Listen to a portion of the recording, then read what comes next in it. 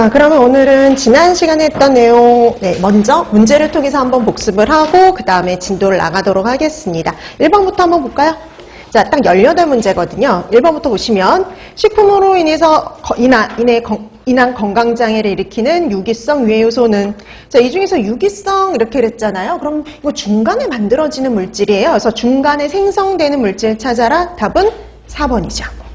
산화된 유지, 우리가 산화된 유지 같은 경우에는 유지가 산화되었을 때만 생성이 되는 물질이니까요. 답은 4번이 됩니다. 그래서 1번의 답 4번.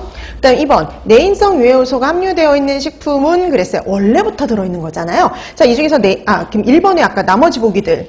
1번에 있는 보고도, 그 다음에 5번에 있는 식물 알칼로이드, 이런 애들은 내인성이죠. 원래부터 있었던 내인성. 그리고 2번하고 3번 방사성 물질하고 중금속은 외인성이죠. 오염이 되는.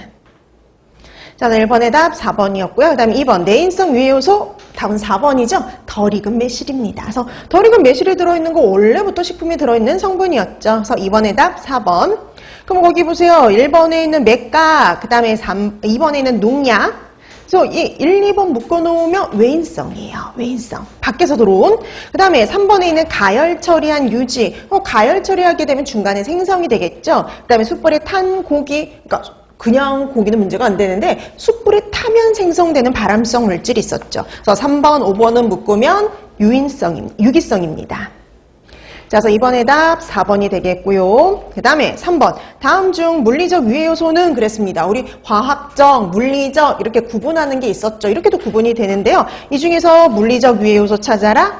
5번이요. 금속 조각, 유리 조각 이런 것들이 바로 이물 같은 것들이 바로 물리적 유해 요소다라고 했었죠. 3번의 답 5번입니다. 나머지 보기 보세요. 기생충, 노로바이러스 이런 애들은 생물학적 유해 요소고요. 보고덕 그리고 중금속 같은 거는 화학적 유해 요소였죠.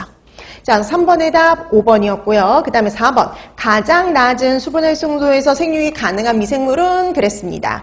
자, 여러분 가장 낮은 수분 활성도 그랬죠. 그래서 우리가 가장 많은 수분을 필요로 하는 게 세균이었고요. 그 다음에 효모, 그 다음에 곰팡이 순이었거든요. 그럼 이 중에서 곰팡이 찾아라. 그러니까 한마디로 세균, 효모, 곰팡이 구분할 수 있는지 물어보는 문제입니다. 자, 이 중에 곰팡이에 해당이 되는 거 5번이죠. 아스페르길루스, 예만 곰팡이. 나머지 이름 보세요. 바실러스, 1번에는 바실러스, 2번에 있는 슈도모나스, 그 다음에 4번에 있는 살모넬라. 요거는 세균이죠. 그 다음에 3번에 있는 사카로미세스. 우리 유일하게 효모 이름 본 게 사카로미세스였죠. 자, 그래서 4번의 답 5번입니다. 그 다음에 5번. 저온보건적인 육류, 우유 등의 부패에 주로 관여하는 미생물. 그렇죠. 우리 저온균이다 라고 하면 우리 부패균 중에 저온균은요. 하나만 기억해 두시면 돼요. 슈도모나스요. 자, 그래서 5번의 답 3번. 그 다음에 6번. 그람 음성 간균인 오염지표균. 여러분 우리 오염지표균, 유생지표균 이렇게 부르는 애들이 있었죠. 대장균하고 뭐예요? 장구균이 있었는데 그중에 그람 음성은 누구냐면 태장균입니다. 보기 중에 대장균 찾으라는 문제거든요. 대장균 몇 번에 있냐면 5번이죠. 에스케리키아 콜라이. 이 콜라이가 바로 대장균이에요.